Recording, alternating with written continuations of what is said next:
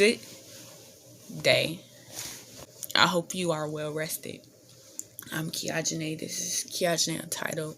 It's currently 2:53 a.m. and I've been up about, that scared me, about an hour now. Oh wow, how this clicking for me like right now. You use a materialistic item to cover yourself in comfort and wrap yourself within it. Even it being named that, a reflection of an acceptance of humane and life energy, affection being given to one another. And understanding that, at least that in part been a message to myself that I know somebody somewhere needs as well. I have it's a sentimental blanket. It's right here. This is a Dora Explorer sleeping bag I received when I was 6, and I still have it. My sister, hers was Bratz, but I think she gave it to our younger sister. Donating a lot of things, and I used to say throwing it away, but I know I'm not discarding any of these things. It's just I'm allowing them to be repurposed for somebody who need them now. I got these done now 2 days ago, and my mouth still hurts, but it's a bit better. But I'm noticing like my mouth and stuff getting irritated. So like I kind of feel, if I'm like just being very transparent, I feel a bit like a duck, right? I don't want to say I don't feel my best self, but I'm taking some getting used to. You know what? That doesn't matter. I'm recognizing how like I'm releasing, like allowing myself to release and repurpose all these things. Other ways I was still holding on. Even when we're purging stuff, you might still be holding on to something else. For example, I just graduated, realized that I was in fear of myself and my own power and how that manifested, and me procrastinating with a lot of things this semester, and how it like gradually came up throughout this school year. I do all the preparation to get the stuff done, like how the outline, let's say, got the essay, I have all the stuff I would need. Then when it came down to sitting down and getting it done to check it off, I couldn't. It took me a while to allow myself to do that, or even to be comfortable and be like, okay, let's just get this done. And how, oh, she's growing another branch. Sorry, my baby bonsai is right here. Now I'm recognizing how that was also a reflection of me not being accepting of my own power, not being accepting, but being in fear of my own power, because in knowing how quickly and swiftly I can get something done, I didn't want to release or move through the fact that I could do it, because then that mean I had to do something else, because I wasn't ready to accept being at peace. Ooh, I spit a little bit, apologies. And how me not being accepting of me being at peace, I was holding on to constantly moving or doing something. Like I had to feel anxiety about doing something, because I didn't feel anxiety about doing anything, which is something I've been coming to terms with. Well, I shouldn't even say come to terms with, being accepting and allowing it to be my reality, because that's a stability in my life. I'm getting emotional. The stability of being at peace and not being anxious or worried about anything is something I have previously been deprived of. So it was hard for me to accept that I don't have to worry. And not in this, I don't have to worry where my next meal gonna come from. Not in the sense that, having it like that, but having support that will aid me through that process, right? I was creating situations that will cause anxiety for myself. And the intentional wait to complete an assignment, intentional not sharing what's going on with me, or not sharing I ain't eat today. The reason why I didn't come to class is because there was no food in the fridge. I didn't have the energy to move out of bed, because I physically, my body didn't have it. So all the extra work my body was doing to try to process, the fat on my body was taking everything up out of me. I'm mentally, physically exhausted, so I couldn't do it today. And not wanting to explain that, because that would also involve me being vulnerable to people that, in my experience previously, even though I knew these aren't the same individuals, my experience previously of people who are perceived to be supposed to be able to support me, or have said, oh, if you need anything, let me know, I got you, I'll be there for you. When it came time for them to be there, they wasn't. So in me having to be vulnerable and admit all these things, I also have to allow the possibility of being let down again. And how I didn't want to come to terms with not only my own disappointment, but the disappointment of these people who I chose as my family members aren't really going to be there to support you. You chose people that was a reflection of that inner disconnect within self, or that instability of not being able to show up for you. And now also acknowledging how moving through centering self even in your trauma. Like for example, again, like I just graduated, right? And it took me a long time to walk myself through and be comfortable with inviting my father's side of the family to my graduation. A lot of interaction I had with them, especially growing up, it was just a lot of trauma, or like consistent, like as I enter into my adulthood of, oh, it's going to be different this time, it's going to be different this time, I apologize with conditions. Oh, it's going to be different this time, and the same stuff repeat.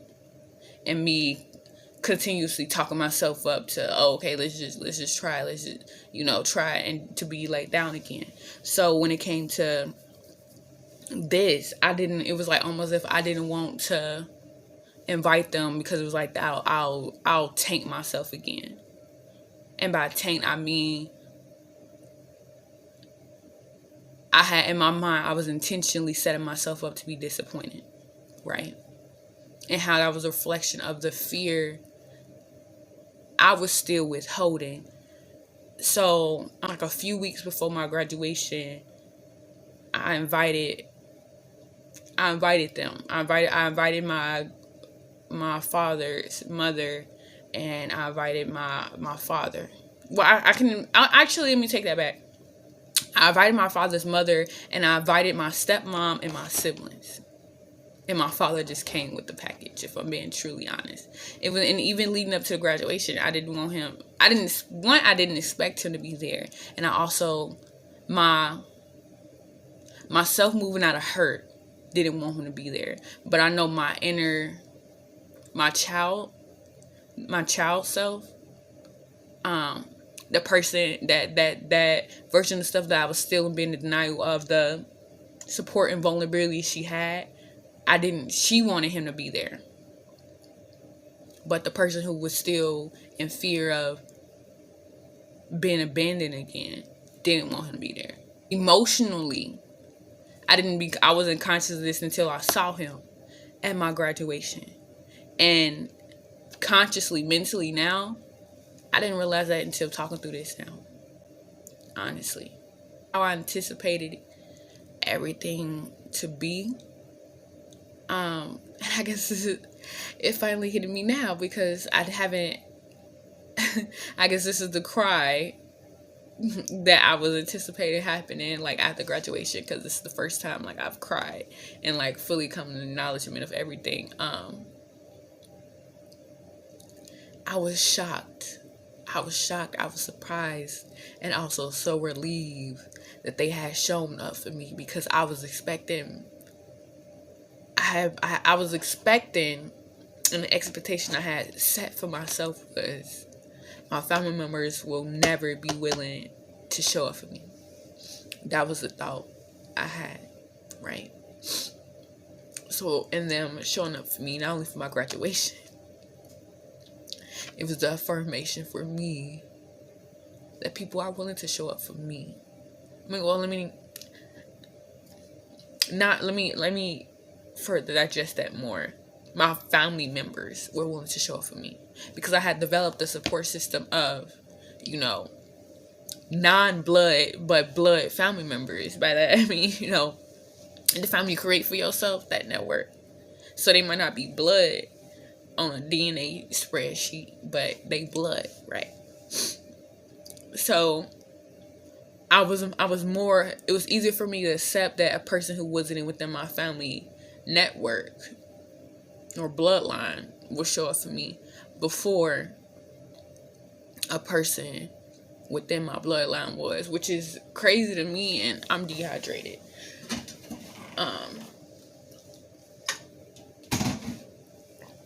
Which is crazy to me even as I think about it, because my ancestors continue to show up for me every day. My ancestors that's rooting for me, which I'm gonna stop saying my ancestors who rooting for me, because I'm in a different space now and they don't like that. So, and my angels and my guides, they continuously have showed up for me throughout my childhood, and without them I wouldn't even be here. I would have given up a long time ago. And they got me through it last semester when like I was gonna drop out last semester. I was calling Student Central every day. Every day of finals week. Well, not the first day, because I had a meeting with my therapist, but I was calling, and it was like I was expecting everything to be fixed then, but it was like I was on a high after the therapy session, and like she told me to relax, like, oh, it's just burnout, right? And even so, in me like doing that relaxation, I felt guilty, and I started like getting in my head, oh, you wasted your time, and then like me battling myself, who I accepted these negative things people had said about it, in addition to like the internalized trauma that I was actively working through, and me going to bat with myself of, no, you could read it. It's okay that you reading for enjoyment. You shouldn't feel bad about this. It's okay that you slept,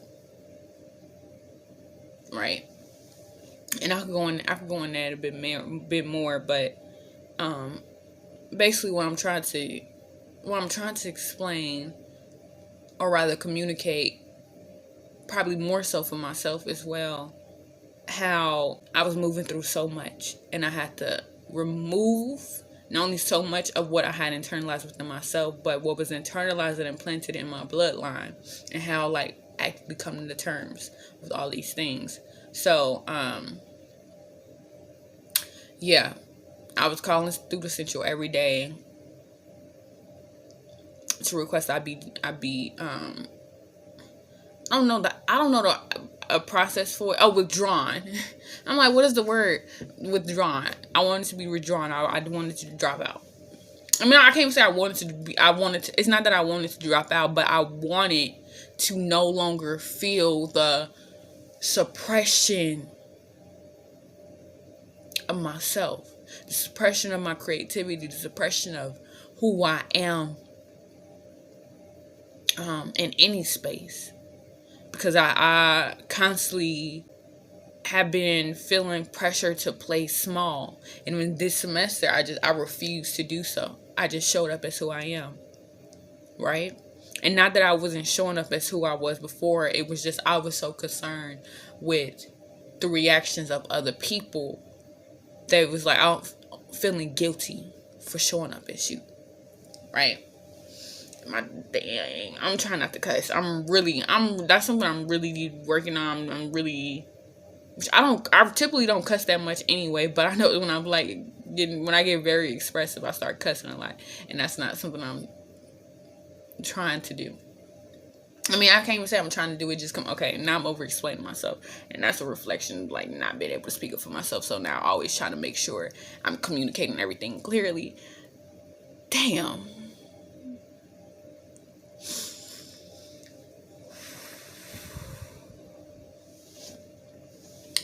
How do we get here? Initially, when I came to like sit down about this video, it was about me processing sexual abuse I've been through as a child, and like stuff I witnessed, which a lot of this I can't say on here anyway, and then like, but I have both witnessed and experienced sexual abuse. However, although I knew for a long time, I thought my first encounter not I thought, what I first consciously accepted was my first encounter with sexual abuse was witnessing it being done to a family member, right?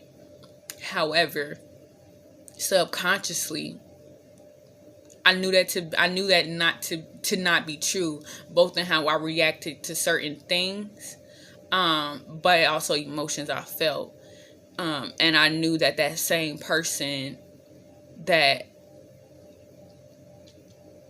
I witnessed abusing a family member had also abused me, but I was so young. It was before I was 3 years old.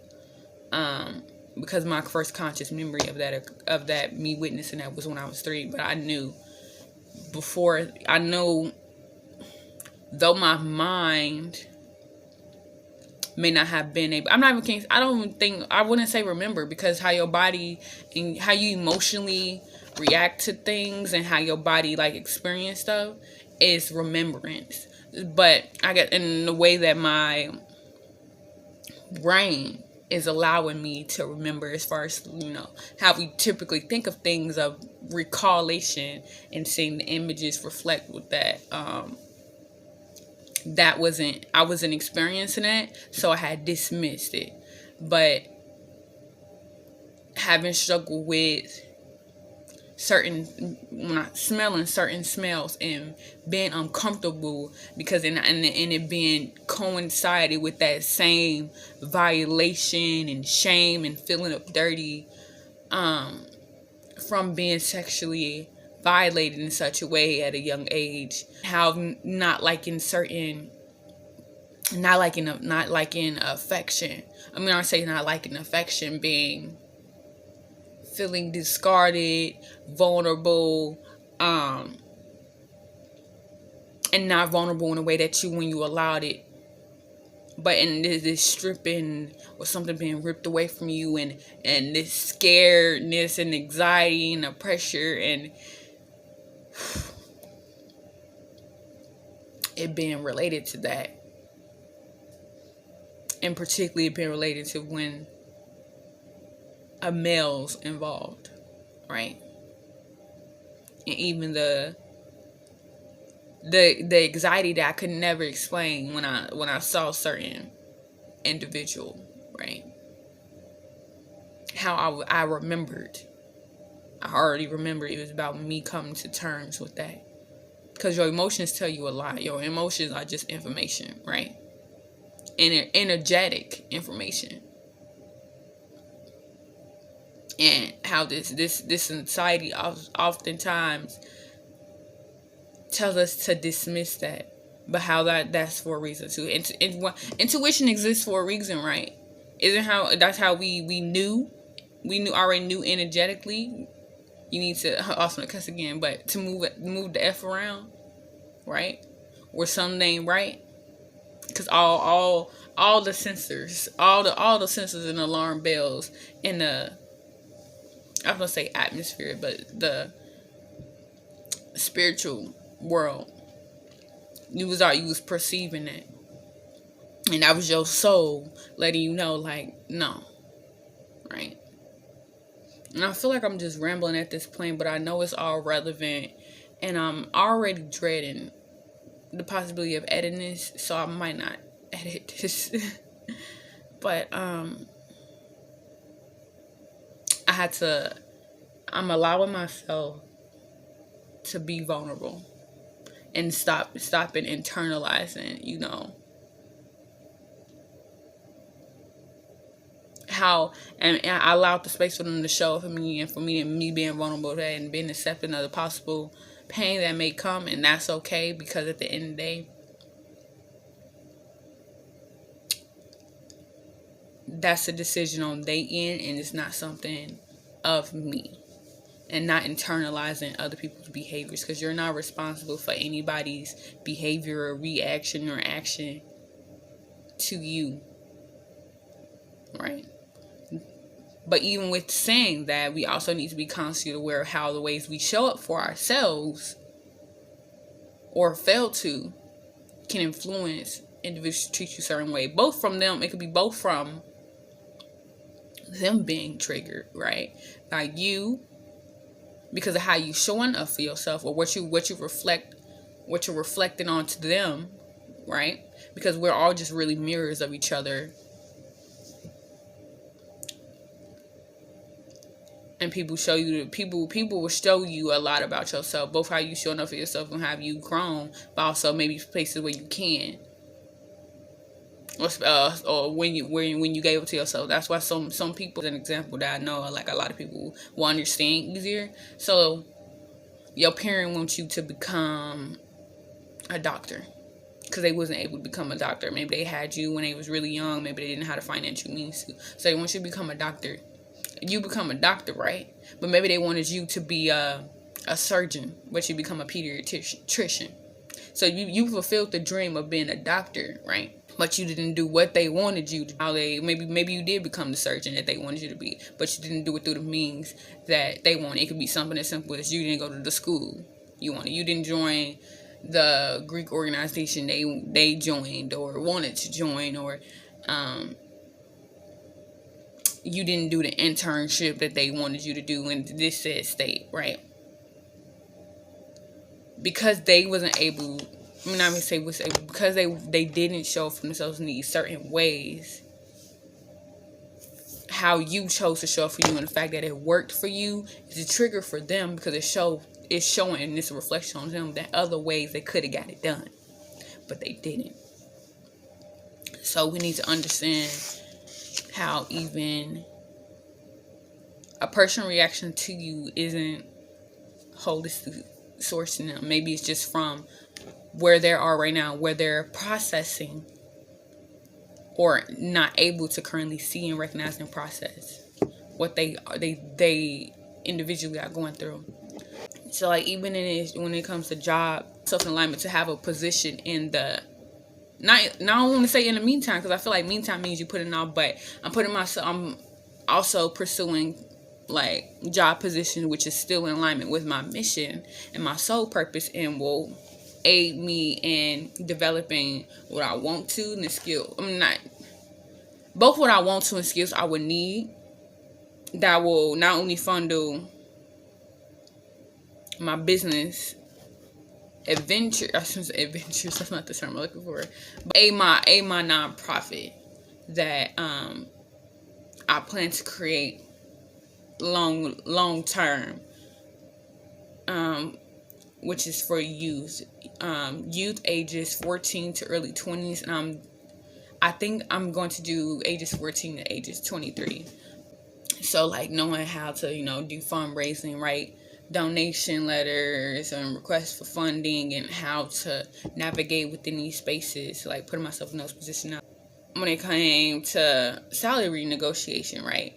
Even something I was like going back and forth with, which that's something that I plan like going to be adding on to the itinerary when it comes to like the previous place that I was working for, of things like we could teach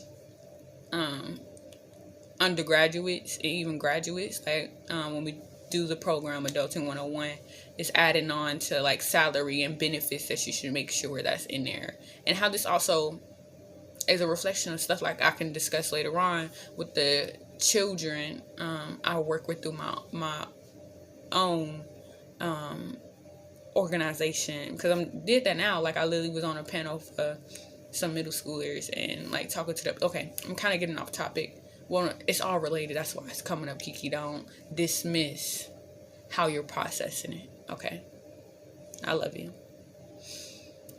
When it comes to salary negotiation, no to ligation.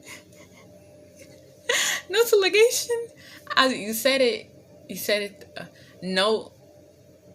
I said it right. I had said it right before. Negotiation. Yay. How even though I'm like, oh, I'm deserving of this, still battle with myself of like, oh, maybe they don't see. But I'm like, not about that. It's how you feel and setting on your value. So, and setting on what you're worth, and really being worth more than that. But in the day, no price tag can be put on your soul, baby. Moving forth through that, just standing on it and going through it, and allow myself to be okay with that, and don't feel fear. Don't feel fear. Be confident, because what's to be fearful of? Your heart should not and cannot be shaken. My babe, my love, my dear. I feel better now. But my heart is full, and because I am open to giving, I'm equally receiving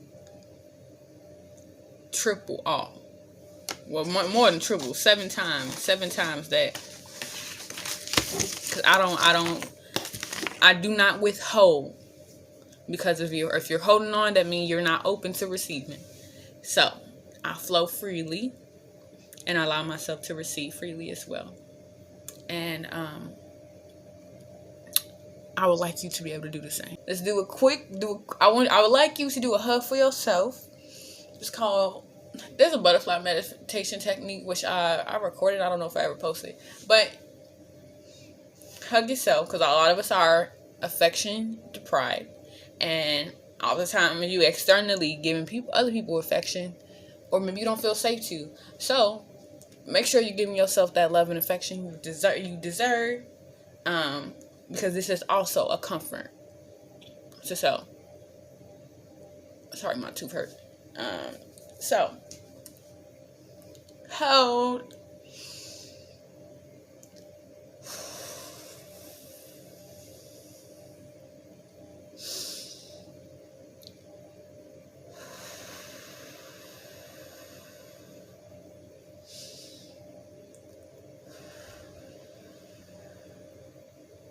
And I know I just did that, but with each breath out, I want you to count down from 3 in your head, and just allow yourself to breathe in and then release out through your mouth. And that breathing technique helps train not only your body to release whatever energy you're storing, but for you to absorb what you need and release what you do not. Isn't it amazing? That's how the body works, because that's what your lungs do for you all the time. This has been, or you know what? Let me stop saying has been. This is KeAsjanai Untitled. I love you, and I love me. KeAsjanai-Hibbler. I love you so much. And I just said my government. On camera. That's crazy. Not the government. Okay. But this is KeAsjanai Untitled. I love you. I love me. And may we continue to learn more about ourselves every day. Accept it. Process it. And grow to continue to become the people we are meant to be. And fulfilling our potential. And continue to expound and expand our boundaries that we have perceived of self. And may our overflow nourish the community. Both we are building and around us. But that's what the community is. Because your community extends beyond what you perceive. Because it's like that they said it was called a domino effect, or the butterfly effect, or I would say the water effect of seeing the ripples spread out. Because even the ocean is so vast, but you can't see. We don't even know how far the ocean goes or how deep it goes. So it's like how you don't see the full impact or expanse of your influence, and how deeply that helps heal. Something else I wanted to briefly mention, but it flows. And I'm going into a soapbox. So thank you. And it just said my foul exceeds maximum, so I'm good now. So this is KeAsjanai Untitled. I love you, I love me, and may we continue to be who we're becoming. Love.